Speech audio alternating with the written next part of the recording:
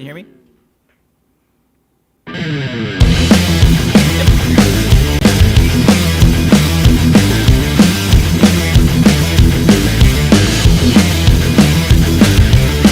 live, but I got to start trouble. I gotta figure out a way where I can have that.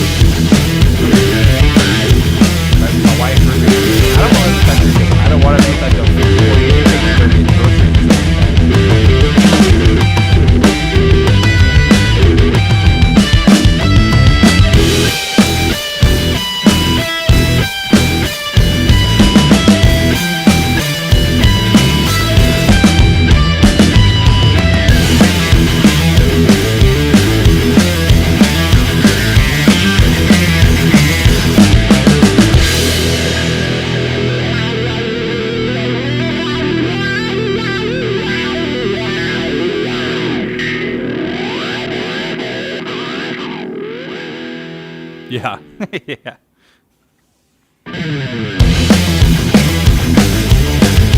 Yeah, we sent our kids to start on private Christian school. And not bus, not school bus. Just take them to school and they stay over.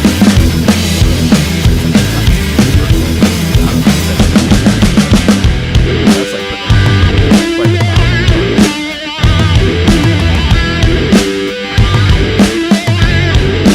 I don't know. Those were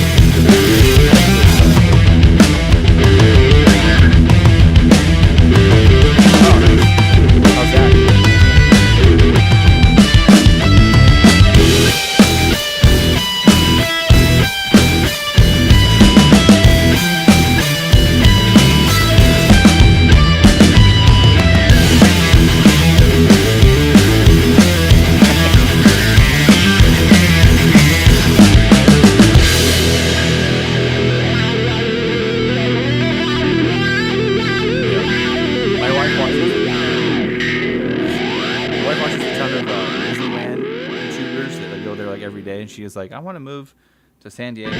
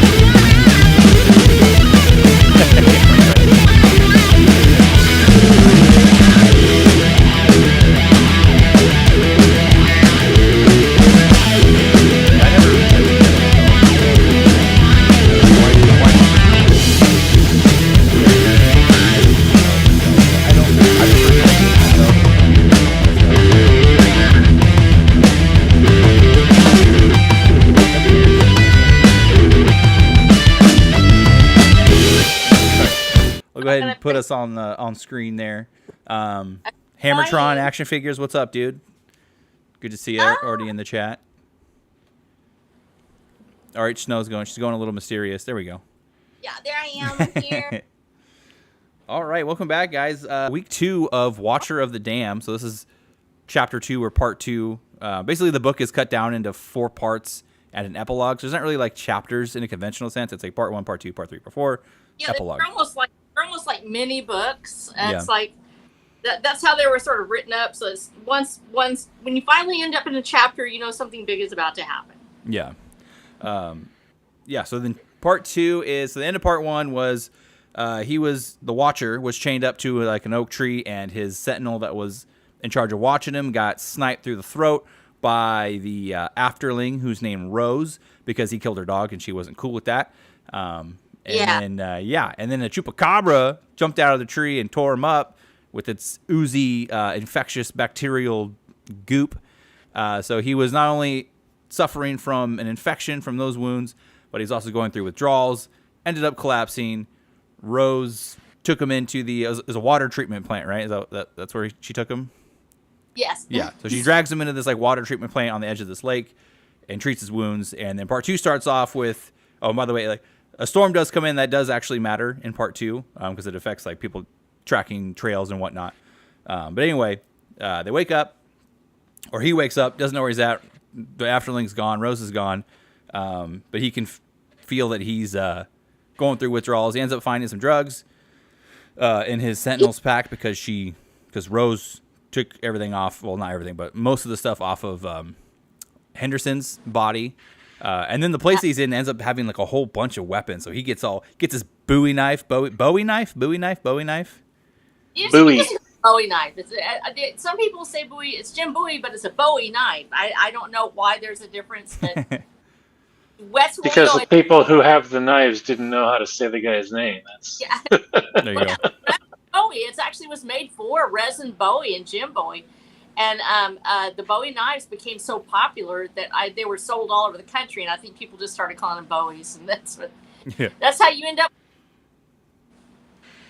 It's like that game of telephone where, like, you have to start with one person and they pass a message and it goes down the line. It just keeps getting more messed up the farther down it goes. Yeah. By the time you get finished, it's just B-O-Y, something like that. Boy knife. But, anyway, the Watcher ends up getting super outfitted with, he's got a whole bunch of, I think he got a shotgun, he got his a Bowie knife. I can't remember, did he get a handgun too? Did he take that with him? Or did he leave that? He does not have the handgun. Okay. So anyway, he arms himself up, gets some ammo, takes some drugs, so he's not going through withdrawals, and he kind of gets back into his senses, and goes down, notices that Henderson's been buried, that a posse came through, he sees all the tracks, and he kind of follows it, and he notices that Rose kind of basically set up a false trail to lead them away from him. That's why they didn't find him while he was unconscious in the water treatment plant. And then he's like, has to make a decision whether he wants to try and keep following them to either try and get a hold of Rose, because he wants to get a hold of her so he can try and prove his innocence, or go back and try to get back to Reunion Camp before the posse does, so he can try and save Abuelita before she dies.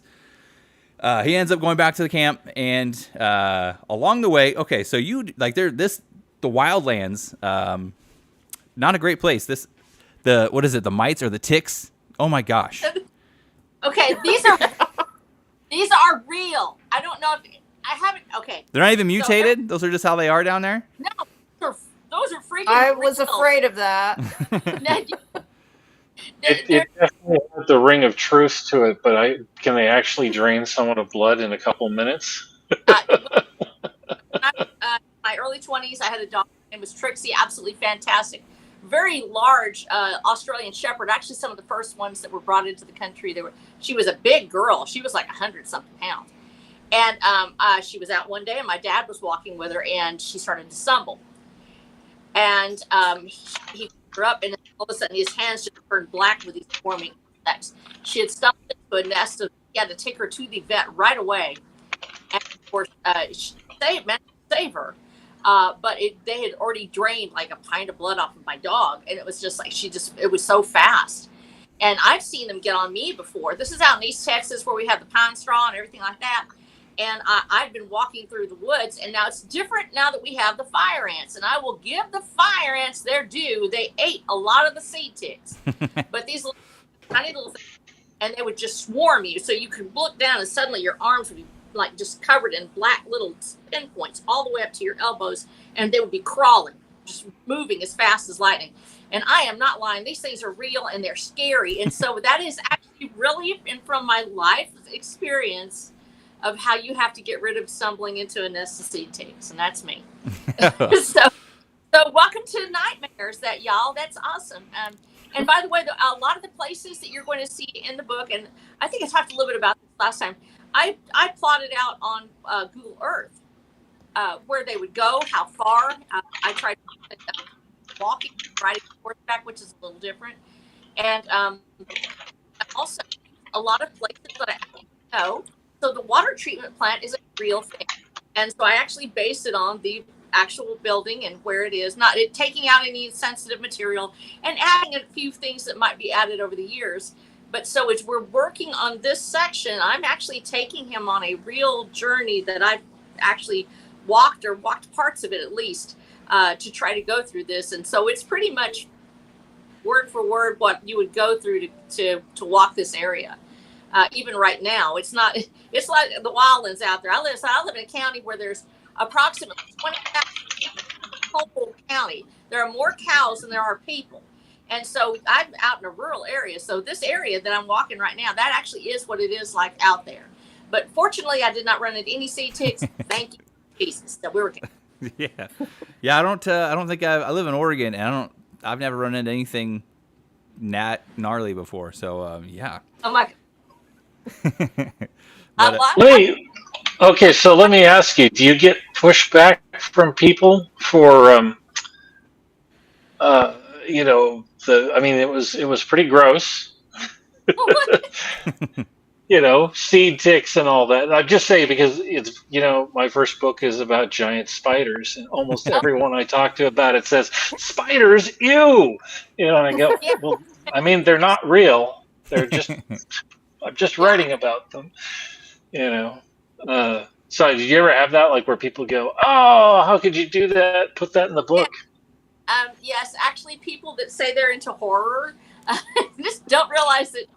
Okay, so as a certified EMT, I have seen some really crazy stuff, and so I have a tendency to. Those are my graphic descriptions. And in fact, when we talk about the book being probably PG-13, at least, I wouldn't say it's over PG-17 because I try not to be pornographic in that respect. But it has some very graphic descriptions because it's things that I've either run into at some point in my life or I've seen something close to it. Almost everything I'm describing has some sort of analog in a real event or a real life type situation. And so when I'm describing it, people just like, I have people that are actually horror folks that read the book that would read it for an outfit. And the part that's turned them green was the description of an infected wound that I gave. And so it's like this, where it's like bugs or something. Yes, I do get that sort of pushback. So I always tell people this is not a book for kids. It is PG-13. It's probably at least middle grades and up, because of the graphic descriptions and the dark subject matter. There's a lot of dark subject matter in there. So but the biggest pushback, yes, is the descriptions, the medical descriptions of the creepy crawlies and weird maggots. We also got we got a little Quincy action going with we saw the maggots in the corpse, and therefore we knew it was 24 to 36 hours. Yeah. It was pretty good. It's a good use of setting to kind of track the time without just being like, it's, because he doesn't have a watch. So yeah, that was good. Well, actually, also another thing that people don't realize is that if I'm telling this, if you're watching this, you'll get to know this, is that I founded a private investigative agency. And I myself am not a private investigator. I found the talent. It's called my husband. And by some of my family is a family of private investigators. I prefer to do all the stuff where you just tell people what to do and then go in and play something when I want to and then turn them loose on the world. But so we've done a lot of murder investigations, especially with pro bono self-defense. And so we have a tendency to talk about death timelines and stuff like that. It'll look at crime scene photos and things when it's entered into evidence. And so that's where that comes in, actually, is from that. Wow.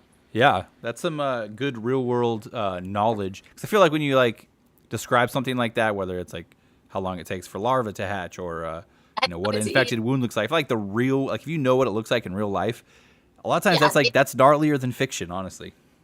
Well, and that also because in our community, so as an EMT, I'm actually a volunteer firefighter. I'm a volunteer EMT. Because our community is so small, we have some great paid departments, but 80% of our county is served through volunteer firefighters, volunteer EMTs. So we go out, and so there's been several death scenes that I've been on where we do see the hatch, where we see things happen, and because of my nature being, I guess, placid, I don't know what you. I'm the one that gets to go in when the dead bodies are there, get to save the puppies or whatever, and take them out. And sometimes I'm asked to sit with the dead.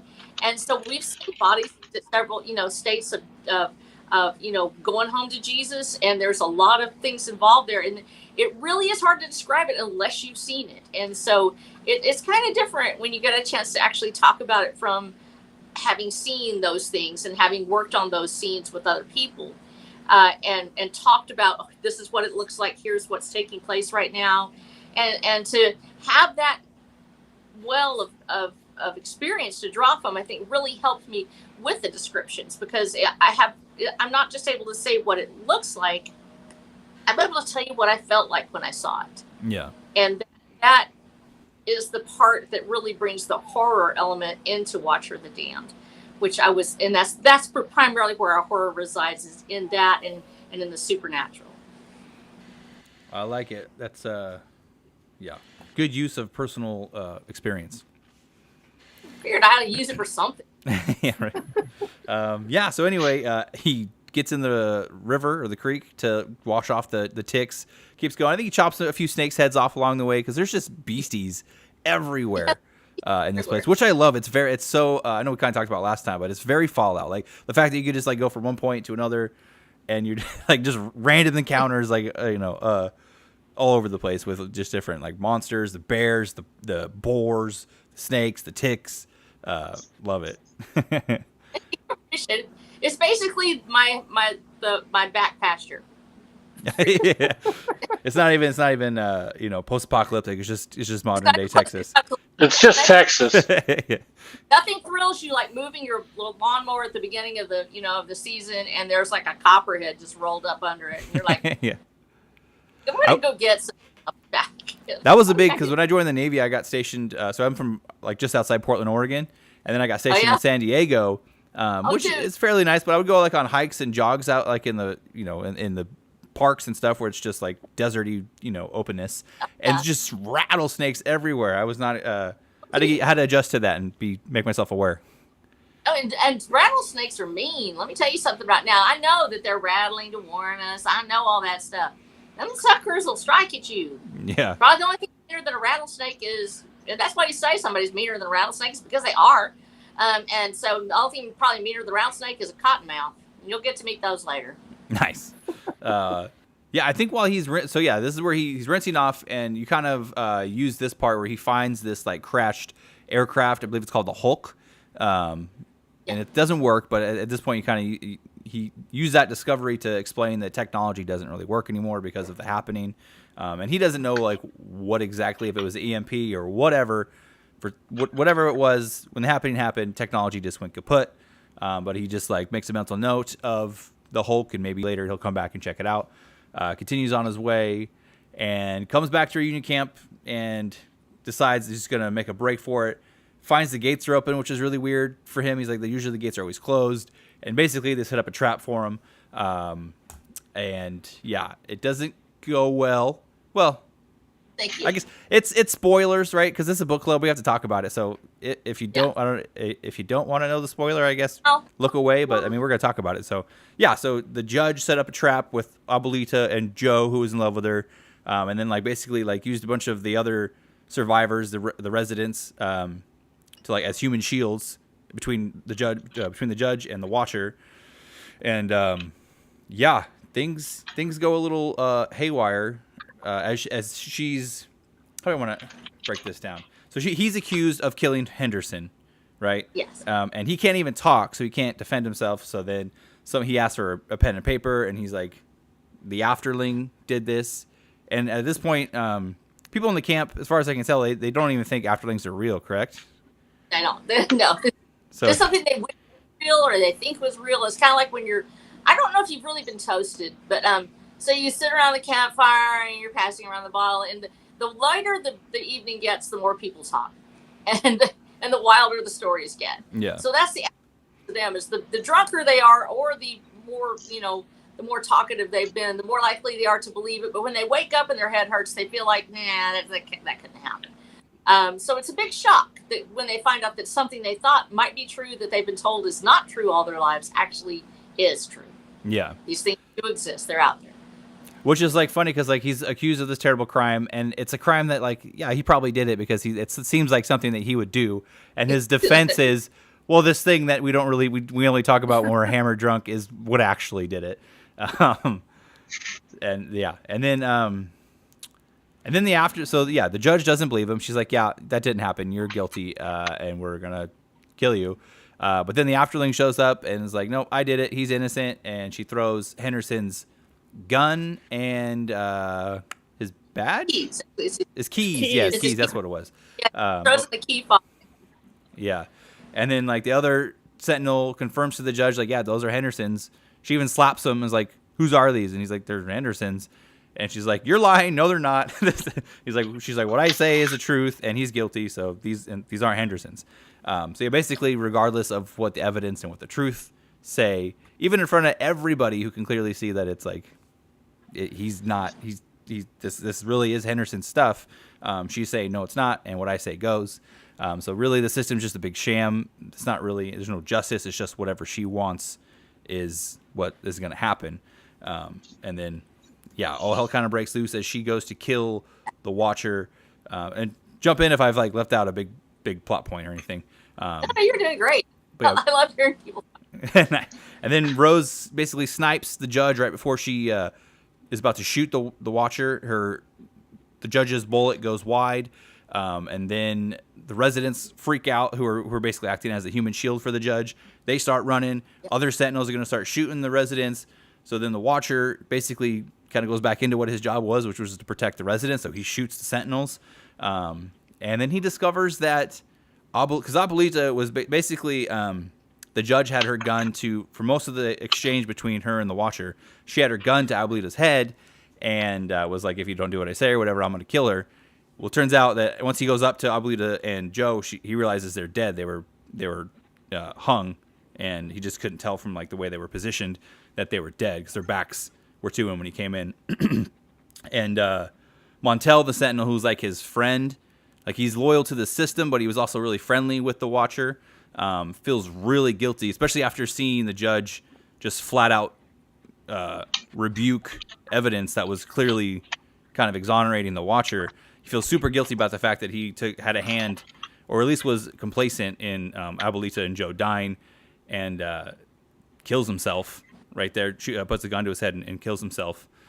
And then the Watcher, yeah, he killed basically all the Sentinels that were there because the rest of the posse that had come up behind him as he was trapped, they went running after Rose after she shot the judge. So a lot of the like armed, capable men left, and he only had a few that he had to kill, and then Montel killed himself. So then after he realizes that Abuelita and Joe are dead, he lays them down kind of next to each other, like holding each other's hands next to Montel, and then he goes and gets more supplies, gets more drugs, and then he leaves. He walks out. How does it? He walks out. Okay, he finds the dog. The dog's like kind of like the dog was hurt. Yeah, the dog was hurt. Picks the dog up as like a shield. It's the warden's he's very dog. Nice. Notice he's nice to the dog. He Very does nice. not mess with. He was also nice to Rose's dog too, which I think kind of showed nice her dog. that he was like, maybe there's like a gentle side to him. He's not as cruel as Henderson was.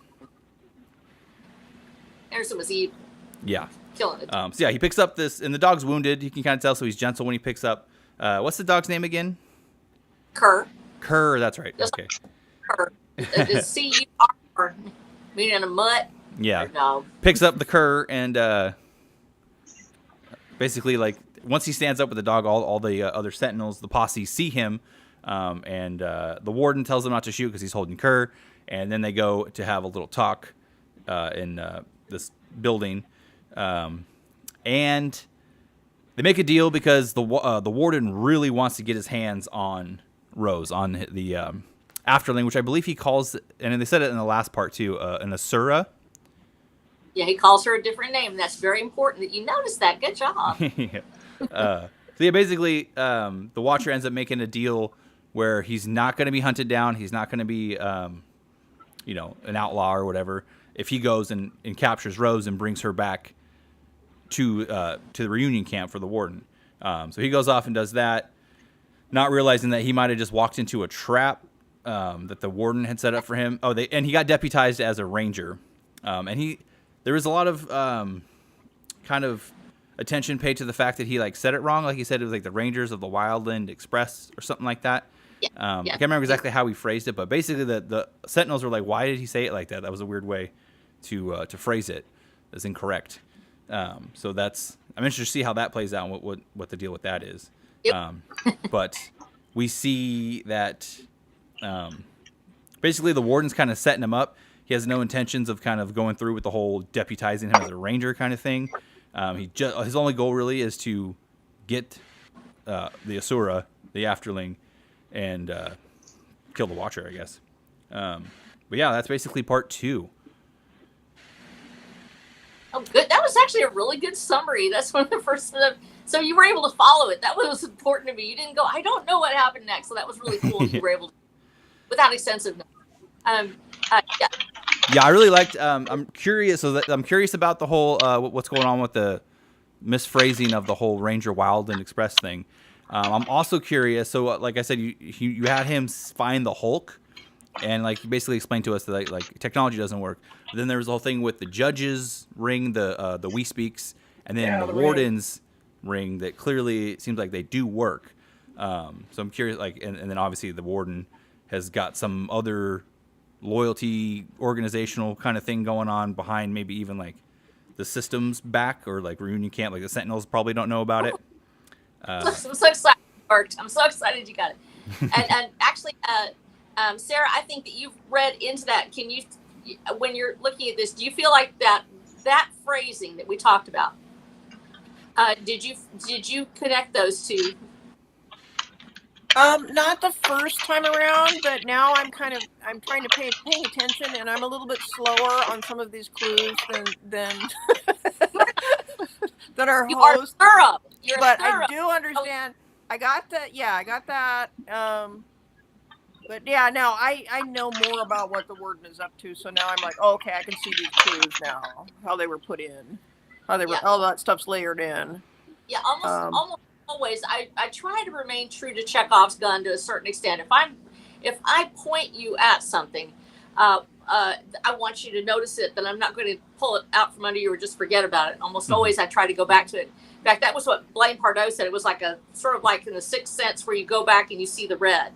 And in this case, I wanted to emulate that. So I go back and I'll put certain clues in, and there actually are things that will show up if you read the book more than once. You will see where there actually were clues left for you that are colors, or they are certain phenomena that will always take place with certain characters that you will realize this is taking you down a certain path. But so we are going to go back to that, and that the Hulk of the craft, which actually is called a gazelle, or it's a heliogram. It's actually based on a design that my father had worked on, because he was actually aerospace engineer. And so he worked on Wankel engines, he worked on gyroscopes, and I spent a lot of time with those.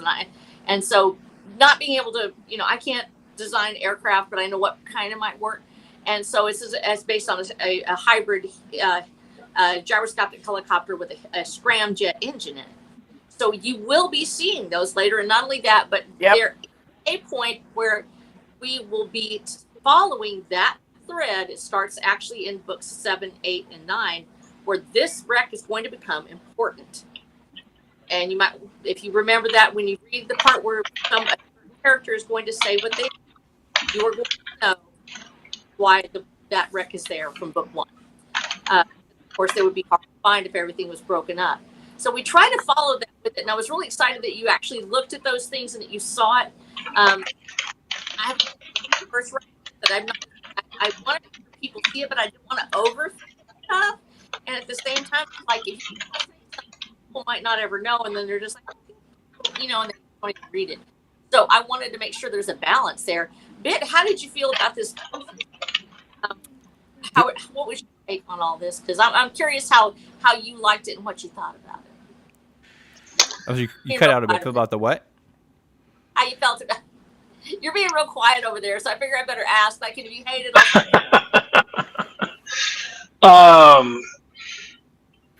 You know, what I would say is I've kind of left wanting more. I've got all these questions. I'm sure Asura isn't a coincidence. You know, obviously I recognize that name immediately, and you know, like I'm also big into mythology, so I do see all these little clues, and I don't know how much of them are window dressing or how much of them are payoff. You know, and I'm fine either way. I mean, I can't. I have, my books are full of characters with mythological names, and they're mostly taken because everybody's kind of cosplaying, you know. But I do, you know, the whole Asura thing, and I'm still like a little hung up on what the deal is, right? Because how does a lone tiny female survive in a post-apocalyptic world particularly after all of her companions have been killed? So I'm very intrigued by that going forward. You know, because just reading experience, of course, is very light and fast. Did you get a comic book going for this, or am I mistaken? Yeah, I've looked at it, and it would take writing panels. You've heard me probably because I have a lot of people that for some reason I ended up. When I first came out with this, people thought it was a comic book actually because of the way it's written and the pacing and the characters and stuff, and it's not. But so I know a lot of people that do work in the comic book industry. Drawing up panels is a whole different world. It's when you're doing panels for a comic book, it's almost the same as writing a screenplay. You're writing basically a shot. Oh, absolutely.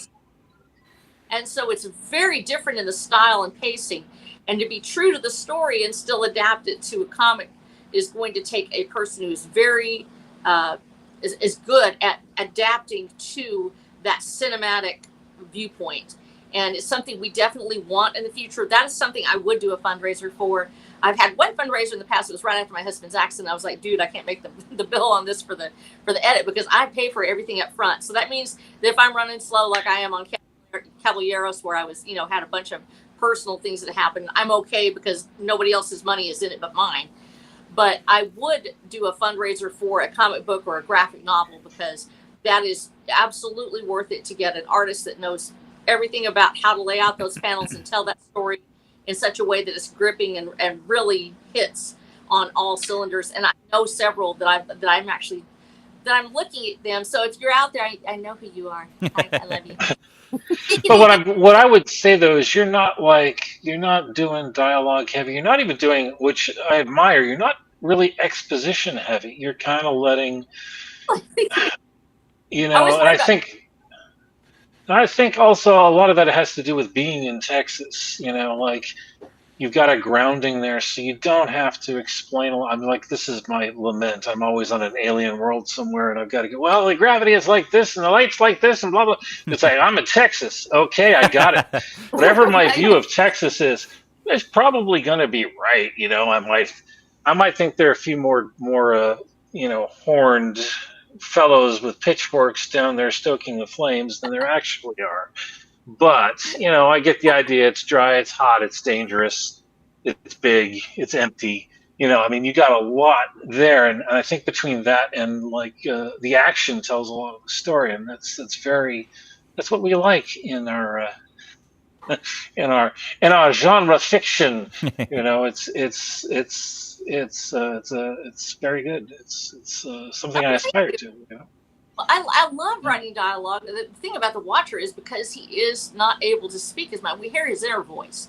And it was actually a big challenge to write him. And it gets to be a bigger challenge actually in books 2 and 3 as certain things happen, and we have to change the way that he communicates. And coming up with a format that was able to show that was really hard. But he does have he does have dialogue. He has a specific voice. He usually doesn't over talk too much. And I try to make every dialogue scene be something that's going to tell the story further.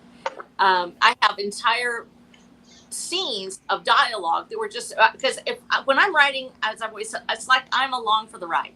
I get to walk behind these characters or ride behind them, and I listen to what they're saying, and they allow me very graciously to go with them. And so I listen to everything they're doing. So I hear all of the little conversations like, did you see that toad? Or something like that. Or have you ever, held a cookie in your hand and you just looked at the cookie and you thought, I wish this wasn't, raisins, but I wish it was chocolate chips. They'll have that conversation. Well, I put those all aside. I've had some fantastic conversations. There was too much for the story. It wasn't enough. It didn't add to the story. So every conversation that you're going to hear these characters have will almost always have something to do with the world building itself or a future event. And so when you read this dialogue, it's not just chatter, it's actually laying the groundwork for either for where they're coming from or where they're going. And so even though it seems like it's all about emotion, or it may be seeming like it's about romance, there is almost always the element in there that you are going to be needing this conversation or this information somewhere in a future scene. Yeah, with like the quote unquote rules of dialogue, right? I guess you always want to you don't want to write your dialogue in your book as people actually talk, because we do a lot of ums and it just doesn't look as good on the page, right? Or in this kind of drives me nuts, because you will hear this criticism of movies. Well, the dialogue, the dialogue wasn't natural. Nobody talks like that. I mean, of course not. That would be boring. Give me the Coen Brothers any day of the week. The Dude or Hudsucker Proxy, or Howard Hawks. That's kind of like the idea that I want to sit in the theater and listen to people talk about. Kevin Smith actually did the whole thing. Yeah, he tell you, hey, how's it going? Yeah, it's going fine. Yeah. What did you do last night? Got laid. And it's like nobody wants to hear that. Yeah. It's like it's boring. So it's if it sets it up, if it's comedy, if it's comedic, there's a certain point where you can put some of that in. But you're right; they have to speak naturally, without being boring, and it's really hard to do that unless you have listened in on people who are working. Now, I think this is where I've got a little bit of an advantage, because I've spent a lot of my life in male-dominated fields, especially when we're working fires or working wrecks or working other things as an EMT, or whether it's private investigation or anything else. And people who are on a dangerous scene will have dialogue with each other, but there's not a lot of filler. It's dialogue about the point at hand, about how they feel about what's happening, and they move quickly to their point. And so, that is the difference between some speaking voices. As you get into more leisurely areas, you'll hear different voices. Rose's voice is very different from the watcher. Her method of speaking, her tone, her accents, and her rhythm are very different than his. And so, even if I didn't have the dialogue tags, almost always people can tell Rose from the watcher, even if I didn't even say who is who. But when you have those sort of dialogue experiences in real life, where people want to talk about something because, there's still something on fire over there, but isn't this sandwich a great experience? I just love the sandwich. They say something like that, but it's very to the point. And there's not a lot of dragging along. There's not a lot of small talk. Everything means something. And I think that small talk is okay to have a little bit of it in there to show that you're in a place where people might have leisure time to say a little bit of something besides just, let's go kill that chupacabra. But I think that it has to move the whole story forward if it's going to do that. It has to display something about the character itself. And the other thing that really haunts most dialogue right now is we've entered this phase where we over edit, where people are frequently writing with Grammarly, or they're writing with other word processing programs that immediately look at whether the grammar is proper. And as a result, you're not speaking like people actually speak in certain places. One of them is to whom am I? I will actually say that if I am teaching someone or a person who's very proper English, but who am I speaking to? Yeah. Is how who am I speaking to? Would be one of my characters specifically is would be Von Helm, who shows up later, and he has a very direct method of speaking. His grammar isn't always perfect. A lot of folks say ain't or something else that would be considered improper. There will be dangling participles at certain points because that is how they talk. And if you only write in the proper grammar, you are not going to have good dialogue. It's going to sound like the other one. Whether Yeah, you so don't want it to be stiff. Yeah.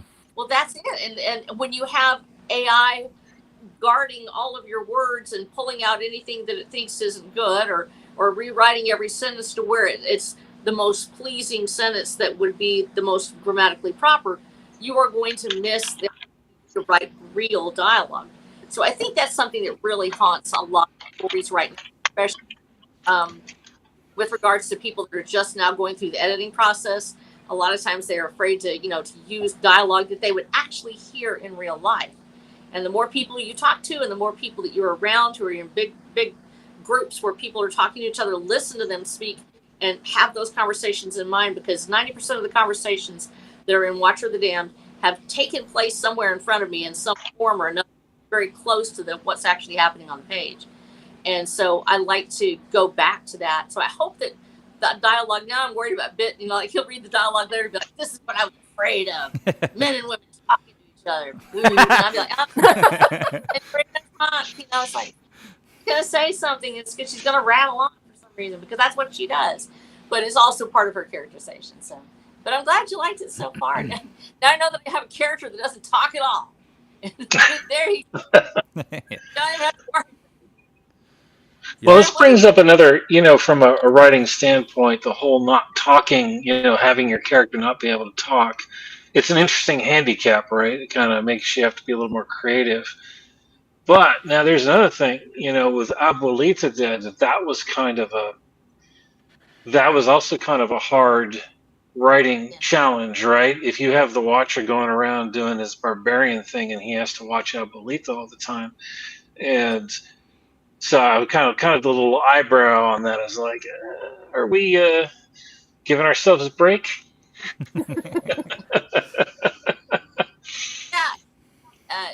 I'll say this: the writing challenge. I think I told you this last week. That was actually deaf as a child. So this challenge for me is personal because, like I said, I've got a lot of trouble, and communications disabilities are very hard to explain to people. They're invisible. I said people think you're stupid, or they'll say that. They'll say, I can hear you, I just can't speak. But in this case, I couldn't hear, but I couldn't really say what I needed to say. And so I'm sort of reaching back into that place where it was all silence. And I remember it because I very well what it meant, what it was like to have no hearing at all. And for those out there who wonder about it, my life was still fantastic. And to my friends out there who are deaf, I'm not better because I can hear now. I go through a procedure and had it done. I'm very grateful that I'm able to hear, and I understand what it means to not be able to hear. But yes, my life was still worthy and great, even if when I couldn't speak or I couldn't hear. And I wanted the Watcher to be emblematic of that. That here's this fantastic person inside a body that can't communicate without help from something, without the ability. If they can't read, he can't communicate with them unless he's ever able to do signs. And so I really wanted to capture that. And yeah, it's a challenge. It actually is. That's kind of the thing that I was most concerned about. And so far, people have been very not only accepting of the Watcher as who he is. He sort of came out that way. I didn't really go in there and go, you know what, I'm going to write a character that has a disability. I didn't do that. That's who he was. He came out and he was not talking. And it's really hard to describe the birth of this character because as he shows up on the page in that first scene, like I said, I knew exactly how the story's going to end. I knew everything about it. And I knew that this man can't speak. So it was a fantastic thing for me to find out, just like y'all. Yes, ma'am. Have you ever been working on a scene and had to stop yourself from writing that he was going to say something, or that he wanted to say that because it's like, oh yeah, he can't do. Well, okay, so because he comes so naturally to me, it wasn't as hard for me to do that part. Now that he does have the ability at a certain point, the world will open up to him, and you found that out. You already know, so that's not a spoiler for you. And so when the ability opens up, to know that when he is able to access what he needs, and it's the same way as if does he have his pencil and paper? There's a point where he doesn't have it in the first chapter where he loses his paper. He can't communicate at all except through hand signs. When he can't do that, he can't just say something. He can't do it right off the bat. And it is really hard later on when I have a particular way for him to communicate that he has to be in contact with that assistive device or he can't talk at all. And there's twice that I actually went back, and it was actually this latest book, and I was going through it, and there's this particular scene change and I wrote it like one line of dialogue, and I was like, wait a minute, he doesn't have it with him, and he's not going to be able to. And literally, I just had to go back and take his voice out. He didn't get to talk, and he had to motion to another character, and it ended up being a great. It opened up a whole scene to where we really get a chance to explore what it means to be this man who cannot talk, he cannot speak, and the way that other people perceive him, and it actually changed a scene down the road from that, where it became a great way to discuss the nature of a communications disorder and how it affects us in real life when you cannot make yourself known to someone.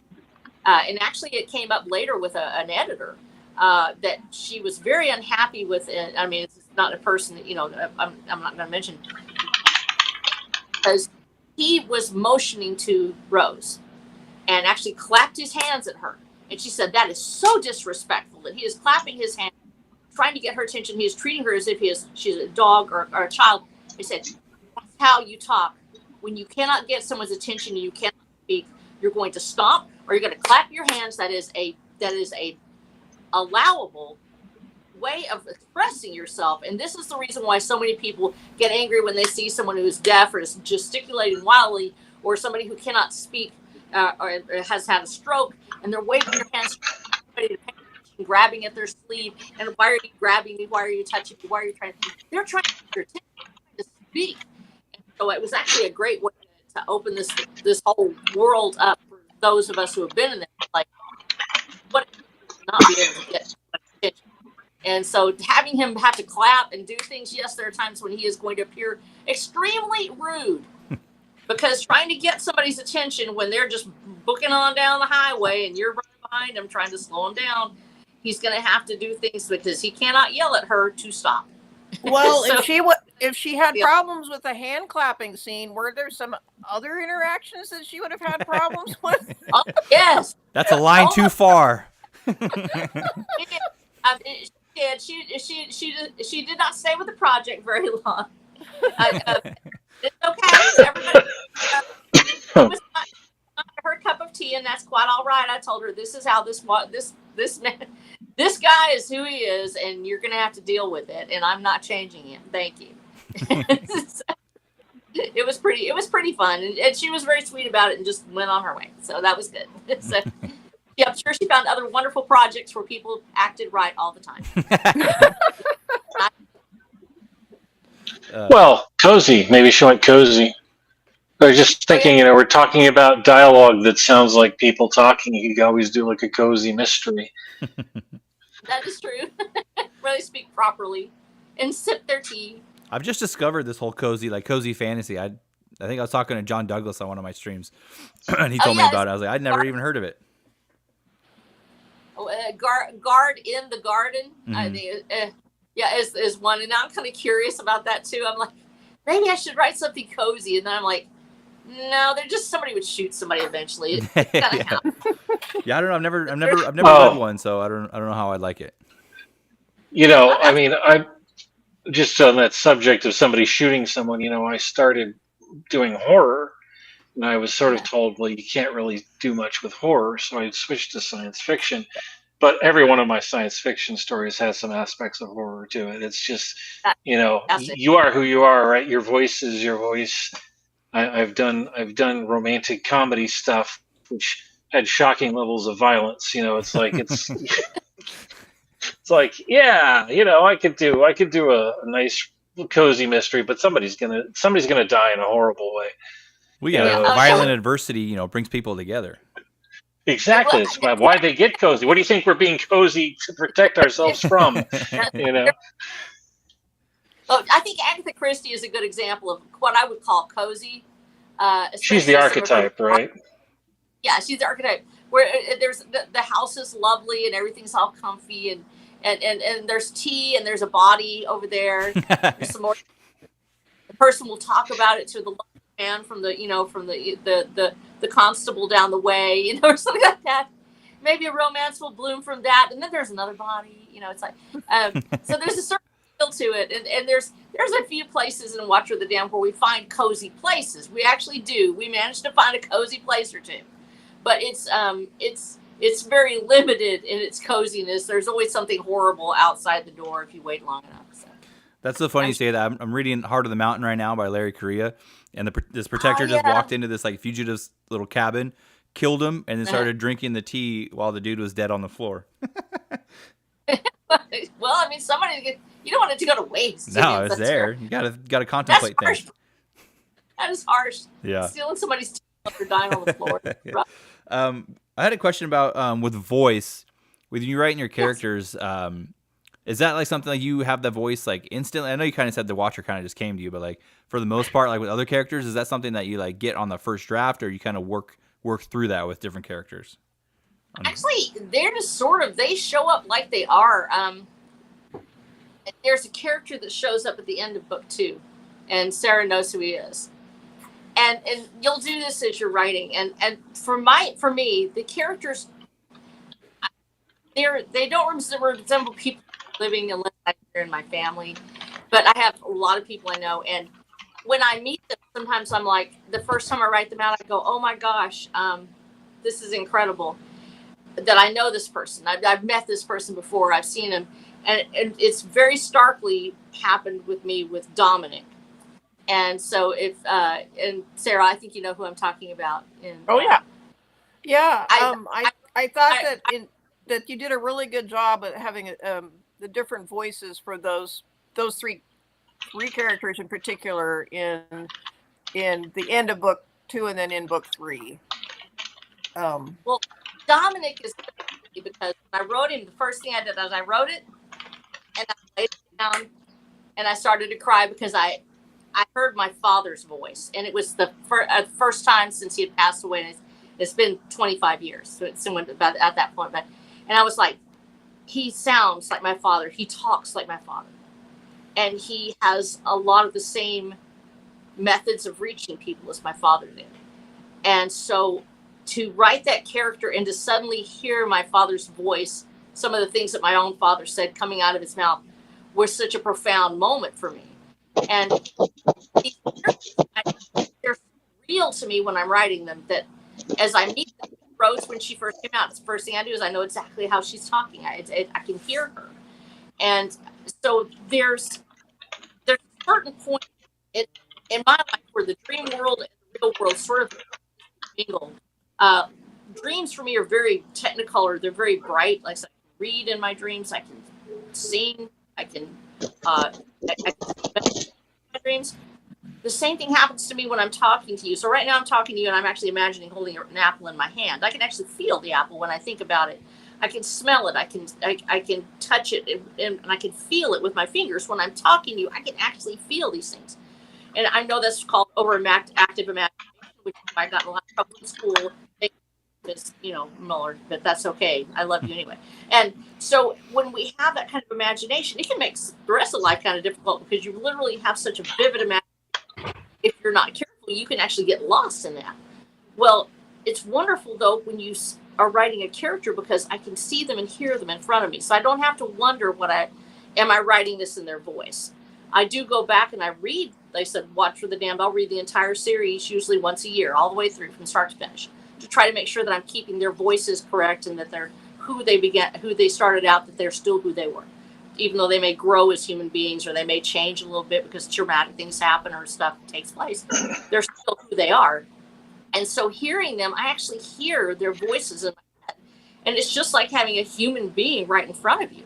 And so the voice that I'm hearing is the voice I'm transcribing and writing down. And so each of those characterizations are so vivid to me that I don't really have to go back and finesse them. Sometimes they will change appearance right at the very beginning. I had usually my side characters. If I have Watch where the dam gets bigger and bigger as you go further.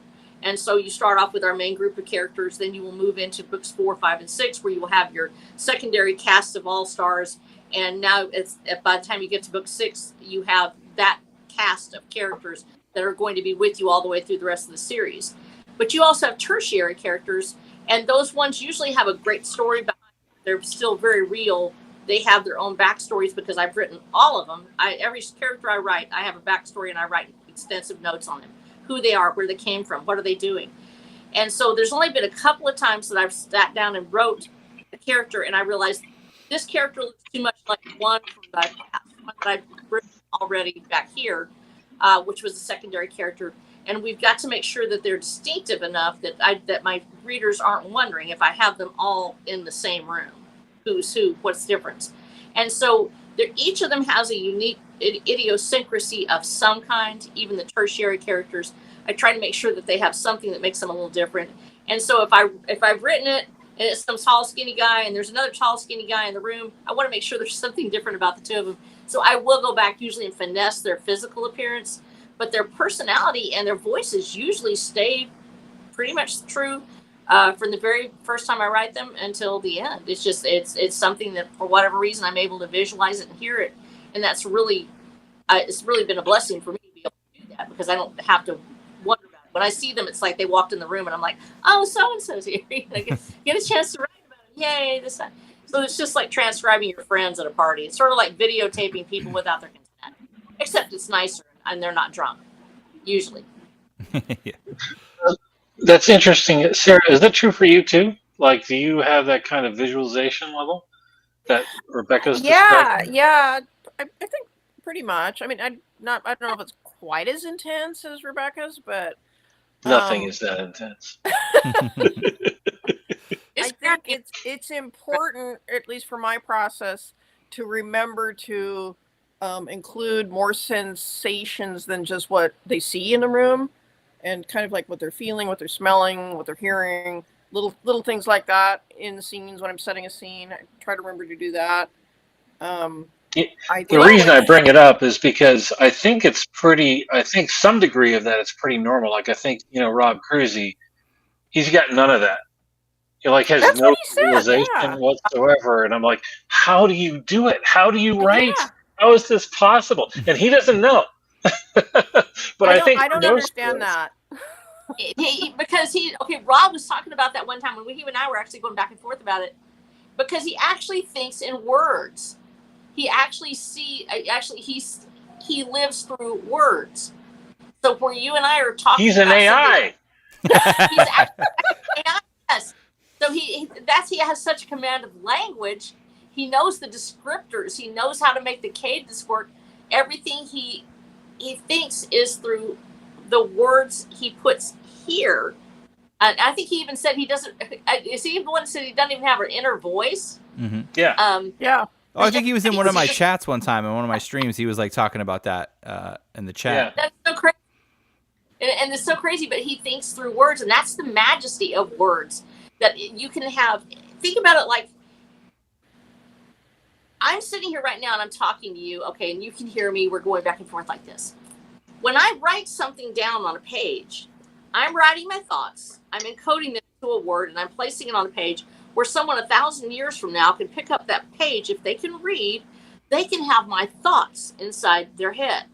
The word puts the thought. It is logos. It literally brings a thought to life. It is an idea that comes to life because a word holds its spirit. And Rob is literally a living version of logos. The word is what brings his mind to life. And so it's fascinating. And I think that he's able to just he's encoding this almost stream of consciousness idea that he has, which may not have any pictures associated with it or any words coming into his head, but it's flowing out of him in the purity of his own thoughts. And that's just amazing to me that he's able to do it. This kind of leads to another point, which is a lot of people don't like description in their books. And I'm like, how do you, what?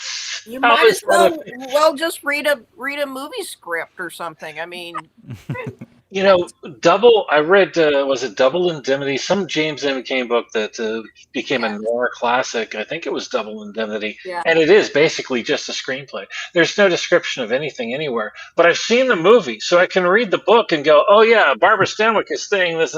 But if if it was before the movie came out, how would I know? How would I know who to cast? Oh no, I put in W.C. Fields and Mae West, and it's a completely different film now. Yeah. Well, actually, a lot of that is based on radio plays. If you look at a lot of those things from that particular time period, they were actually the radio shows that came out, which were strictly voice only, and you had characterization. You might have a narrator read something about it, but it would be you would have this instead of saying she's walking down a misty. Well, they would have sound effects too, right? Yeah. But everything reflected in the dialogue of the characters or something that's there that would actually be part of the story itself. I think that The Shadow is actually a great example of this. Everything is based on is revealed through dialogue and the sounds, and so some of that comes from there. And you're right; it actually is.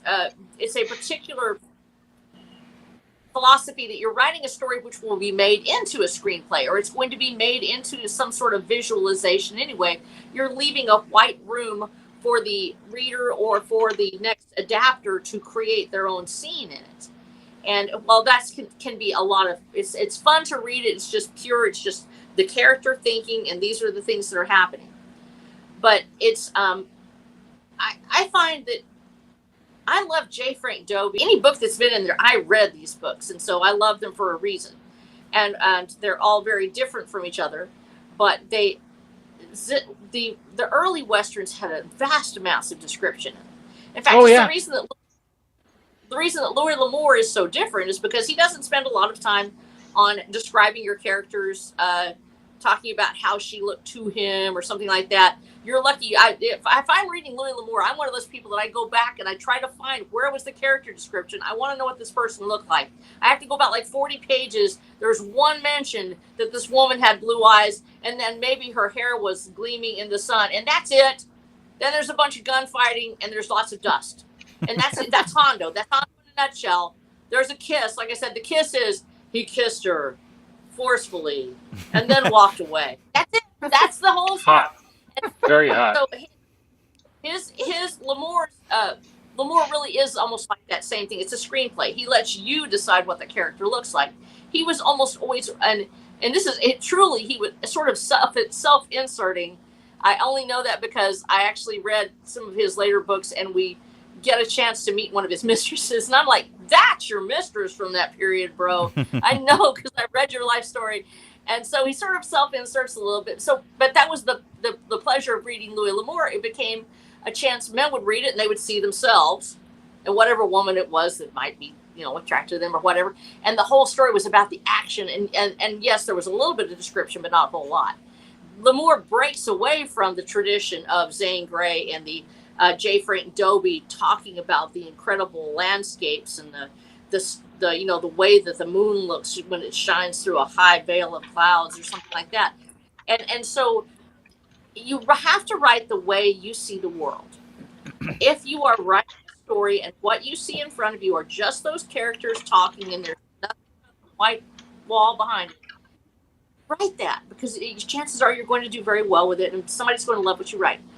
I don't see the world that way. I can't. I like I told you, I smell everything. I see everything. I hear these sounds, and I see the rain coming down, and I hear the thunder. So I have to write what's in front of me. I have to speak what's happening around these characters because it's part of their world building. It's part of who they are. And there will be people that won't really care for it because and one of the main reasons why is we've had a push towards that is because they want to be able to adapt it to a screenplay, or they want to be able to adapt it to a movie, and they don't want to have to be faithful to the source material. You know, They really don't want so that. they want to change. They really don't want that. I personally find that Tolkien does a whole lot of description. I love his descriptions of where they are and the way things look. I have a deep love of anything that's written, you know, in that vein of where you can walk in the forest and see it and smell it. I was a big fan of Dragon Riders of Pern with Anne McCaffrey, and loved her descriptions of her characters and her worlds. And so we have a tendency to go back to what we love ourselves and how we see the world, and we have to be true to that. So I have just as great a love. I love reading Hondo. Hondo's a quick read. It's fast. It's one of Lamour's greatest stories, and it's really short, spare, and to the point. And I can't imagine Louis L'Amour writing like I do. That's not his style. But the world would be a poorer place if I demanded that Louis L'Amour write like I do. Mm-hmm. And at the same time, I have to be myself. And so, yes, there will be probably some people that will be like, it's too much description. You've got too much in there about a flower by the road or whatever. But that's how I see it. So I've got to write the way that I see the world. And each one of us, because all of us in this room are content creators or writers, and you have to put that vision of your world, what you're trying to create, in front of people the way you see it. That's going to be your mark. You are that narrative voice. You are the one that's bringing this story. And so be yourself. And if you write something that is less descriptive, and I'm going to be sitting over there telling you how this cat looked, you know, like it's soft and fuzzy. It smells like bread or whatever. That's an awesome cat if I find that one. Yeah. I got a question from the chat. Hammertron wants to know how many weapons are in the story so far. The hammer, which the hammer is actually kind of cool. I like how you. So he lost the hammer, and it turns out the posse ended up scooping it up when they were looking for him, and they brought it back. So he like left the hammer, like kind of by Abuelita's body and Joe's body and Montel, kind of like a grave marker or something. It was by their bodies, right? That's where he left it. Kind of a symbolic departure, like leaving that part of himself behind. That's him leaving his life as a prisoner behind. Mm-hmm. He walks away. He's a prisoner. He's got. I tried to be this line of work because they do bodyguard work. We frequently talk about carrying weapons and how to carry. I tried to make it as realistic as possible. That you can't carry like 200 weapons in your magic pack. They got open slots. Lit RPG. You can't in a lit RPG. That's what you need. No encumbrance. No encumbrance at all. So, well, he is going to be encumbered, and he has to be able to move. He has to be able to help somebody else. He has to be able to pick up somebody else and run and still have a way to do it. And so I actually based it off of have military personnel in my family. Mm-hmm. So the Mariner, the Mossberg Mariner 590, and very nice weapon. And that's what he basically did all the damage to the camp in. He messed everybody up with the shoddy. Yeah, he got that. And it's great. He's got that. He's got Dr. Bush, and she's able to use it. I'm sorry, you cut out there. You didn't really hear what the weapons were. You kind of cut out a bit. Oh, okay. Well, AR-15, which is Rose's weapon, you have.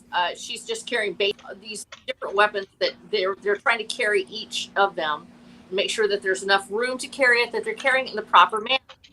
The quick grab holster actually is a real thing. It's actually one that actually clips into if you put it in your back and actually carry a shotgun that way, or you can also carry on a sling. So he's got those weapons that he picked up. And because he is a student of Miyamoto Musashi, and Book of Five Rings is another book that I own that I've also read pretty extensively. And he says you cannot have too much. Too much is as bad as not enough. Weapon for what is the purpose of the weapon, and you have to choose one for that particular purpose, one for whichever other purpose you want. And by using a weapon or something like that for close quarters, that usually is 70, and that would be probably 30 feet to 50 feet with a regular type shotgun. You can actually hit something pretty well at 100 feet with the right kind of shotgun and the right kind of right fond of the style that they use of that. And so the Watcher to me is a medium range weapon. I would say shooting style. He's in there close range to 7 feet, and then probably out to about 100. And past that, he's going to, he's moving up on a target usually. He's not going to take a lot of long shots from a distance. Yeah. Most of the time, he's coming up on a subject to take it out quickly. And that's just his fighting style. Other medium range to far shot, 500 that she would be on, and that's in your AR-15 range right there. If you're being careful with 223s or 5.56, then you would be able to take that shot and do pretty well with it. She's also very stealthy too. She's a very stealthy little person, and she's actually her fighting style is a lot like mine.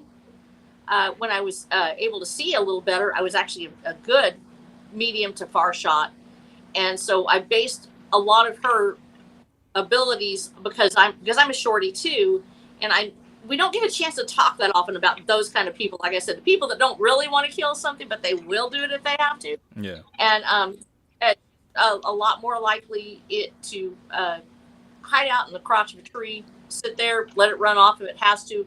But if it's really coming up on her, it's trying to kill her or her dog or somebody she cares about, she will take it out. More than likely, she'll take it out from a distance, so that way she doesn't have to deal with it, or she'll deal with it from a position of safety. She's not really wanting to run up on something and pop a shot right into it. That's the watcher. He's going to come up on it. He's going to take it, by surprise, do what he has to do, and get that thing down while confronting it almost directly, because he's going to close distance.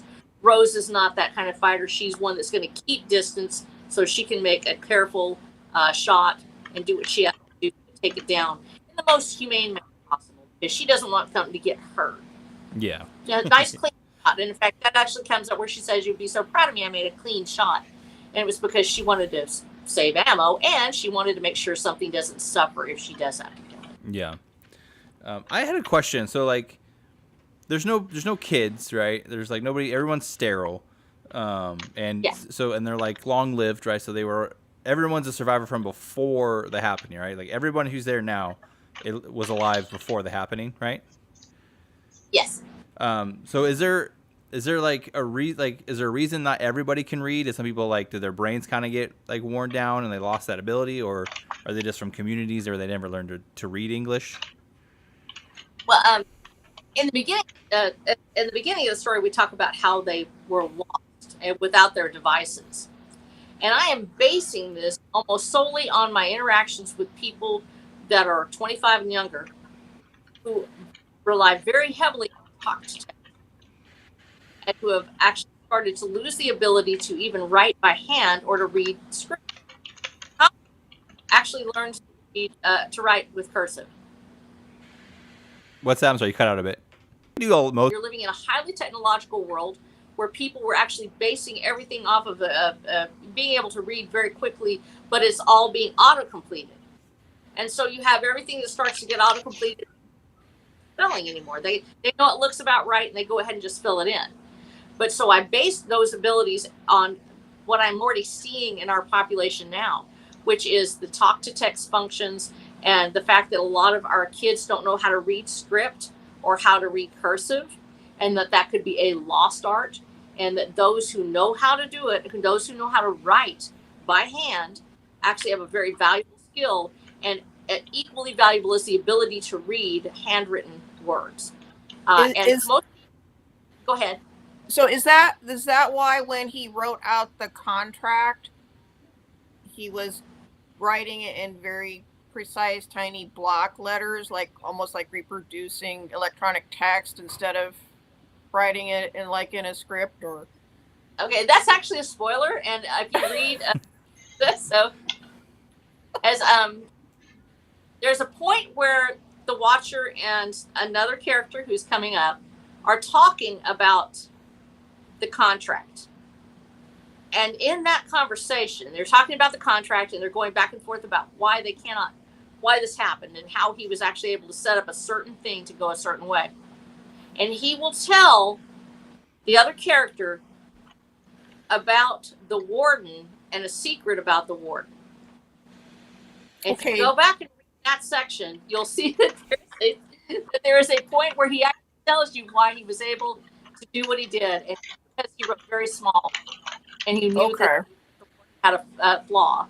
And that will actually, I think it's in book 2. Okay. So the Yeah. has a problem, and he's not, and the Watcher is taking advantage of that, writing in a very small script where it's hard to read. It's also something that people do when they read the fine print. Fine print in your contract. And so he basically gets a fine print contract all the way through, knowing somebody would not be able to read all of the fine print. But it is a reference later. Yeah. Hammer trying to add another question. He said, are there mythological clues in the guns or tied to the weaponry? Yes, there's to a certain extent. Each of the guns he has, he prefers his fighting style is actually the primary thing on the weaponry. So there's not a lot of symbols in it in that respect. However, the has and the Bowie knife in particular has mythological symbol. Is a mythological symbol in this case, and that's tied into the mythological character that he's associated with. Nice. Isn't Asura? That sounds. I feel like that name does sound familiar. Is that like an Eastern Indian mythology, or? You want to tell him what that is? It's an advanced being or a higher being. Let's say, I would say it's not quite an avatar, but it's more than a. In the Hindu religion, an Asura is actually a kind of like a Buddha, right? An Asura is a particular. We have a different ideology of what a demon is and what a god is, but in Hindu religion, you have gods and demons, and if they come together, they would sort of be a mixed being that's sometimes very powerful, and some of them are good, and in fact, many of them can be good, and some of them are evil. But they have certain powers that just an ordinary human or just even a certain deity may not have. But combined with a demon or another spiritual being, they can make what's called an Asura. Gotcha. And the Asura are a specific type of. The Asura are a particular type of deity. I don't know how. I would have to actually pull it up because I don't want to get it wrong, because I know I have a lot of my friends that are Hindu and they take everything very seriously about it. But so you have. The Asura being a being of let's put it this way. Let's not call them a demon. They are you're right, a higher being. They are a separate kind of higher being. You have the deities. You have the Asura, and then you have the other ones that are out here that are the lesser gods and goddesses. And so, am I getting this right? Bit because I actually just had something pop up. I realized that my battery's going low. It's probably not within our purview in this to deconstruct Hinduism. It's about 10,000 years old, and there's a lot of levels. A lot of levels, a lot of layers. Yeah, I will say I don't know if any of you guys have read it, but I'm on the last book right now in the Saga of the Forgotten Warrior series I mentioned earlier by Larry Correia, and I think that's why I knew what an Asura was, because there's a device in that series called Asura's Mirror.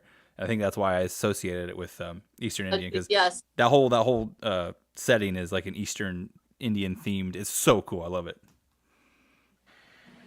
Well, there's a reason that Rose has a lot of Eastern Indian mythology involved with her, and you'll learn about that in book 2 and book 3. I'm looking this up right now. I'm going to go ahead and go over here so I can make sure I know that, and I have to find another battery for my phone because it's like this thing is dying. Okay, in the Sanskrit, a class of beings in Indian religions and later Persian and Turkic mythology. This is from Wiki. Power-seeking beings related to the more benevolent devas. And so you recognize the deva versus the Asura. And in this Buddhist context is a titan or an anti-god. So yes, there are two different. So I guess you wouldn't call them demonic in that percent. They are a different kind. They're not evil. They are different. Like celestial. Yes. They're ambitious. Yes. They're kind of like the yin and yang ideology, the dark and the light. To a certain extent, that sort of fits in with that. They are in balance with each other. They create a balance in the universe. And so much like male and female. So you have the Deva and the Asura, and you're going to be seeing those words a lot. So anything you see like that you go in, yes, that was very symbolic. I chose that for a reason. That's part of her heritage. In her then meets the eye. Right now, but I have one more question, and then I'll open it up if anyone else has any follow last statements or whatever questions. But I noticed this is like a theme that like I noticed between like just people in society and other stories, but in this story, where the prisoners almost have the sense where like they're more afraid of being free than they are of in the wilderness, and they're like, "Oh, this sucks. We're gonna die out here. You should have just left us. At least under the under Pharaoh's whips, we had food and security." Attitude of the prisoners or the residents. When did you realize? Yeah. I kind of sensed it because of the way they were being kind of manipulated. If you do this, so I kind of picked up on it subconsciously before it was revealed. And the judge, ward and judge, it definitely had a prison vibe. Also, fine, I can go. Okay, bad example. It's kind of, but if you take the post-apocalyptic thing in general, wherever you're stuck, it ends up being, it's safe at first, and then you're trapped there. It doesn't matter if it's a shopping mall or a fort or a farm or a prison or an actual prison. Right? The Walking Dead had an actual prison, as I recall, that they were in. It was a little bit like in one of the pillar. So that was that kind of a prison. It's like, oh, we've got all these distractions, and you get these rewards, and you get to do this, but you're being questioned. Why are we here? Oppressions on their own freedom, fought their way down, the trapped, and they become trapped in their own need for security. And whether in Watcher's case that he becomes imprisoned by the chemicals that are being used to restrain him, or that we stay in prison because we love somebody else who cannot break free. His encounter with his own complacency about his own freedom is one of the biggest introduced quickly for him. He defended Abuelita, and he was told that he couldn't do that only the system can judge. Only the system can defend anyone. And that's why he's in prison so quickly. But the others are prisoners of their own devices. They decided to do this because they wanted to be part of a society, because they wanted to be in a safe place. And eventually they became sheep. And that... Which reminds me, do we all have our real IDs? I think I've had mine for a long time. I got a passport. Yeah. Well, yeah. But point well taken, because it's those little things that you feel like, well, that's going to help, that's going to make it better, and eventually you realize that maybe that was your, ended up signing your own warrant. I think that it's an important point in our own lives that we accept so much that goes against us, and there's points in the story where you will hear people talk about freedom. They talk, the Watcher in particular, in his own voice. Talking about his ideas of what freedom is and what it means to try to fight for it. There's a certain point to where it's no longer worth it to accept somebody in chaining you. When it's worth it, people have given up their freedom. They have absolutely done it to save people they love. And until you've been there, you will not. Everybody's all bluster and go. Let's go ahead and fight the war, and let's do these things until you see it's your child with a knife at their throat. People, brave men, have given up everything. And that's also what happens at the Alamo. They stay there and they get shot. That's what happens because they wanted to buy time for Santa Anna's army. People making a sacrifice so somebody else could have a go at it. And that's what the Watcher had done all those years. When it was no longer to his benefit, when it was no longer beneficial to Abuelita or anyone else, he absolutely will destroy that system. There is a point where people have to say, this is no longer tenable. This is no longer affecting my life in a positive way. I have to fight back.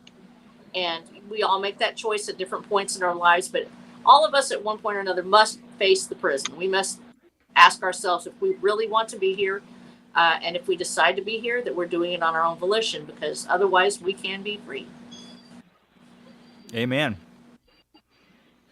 That's all. We're kind of running out of time. Has anyone else got Sarah, Blake? You guys got anything else you want to add for part 2? Nope. Looking forward to part 3. Oh, yay. Okay. Yeah, all right, sounds good. Yeah, so next week, if anyone in the chat, if you haven't already read, I think Melt Master Fresh is in the chat. I think he read. I think I saw him in here.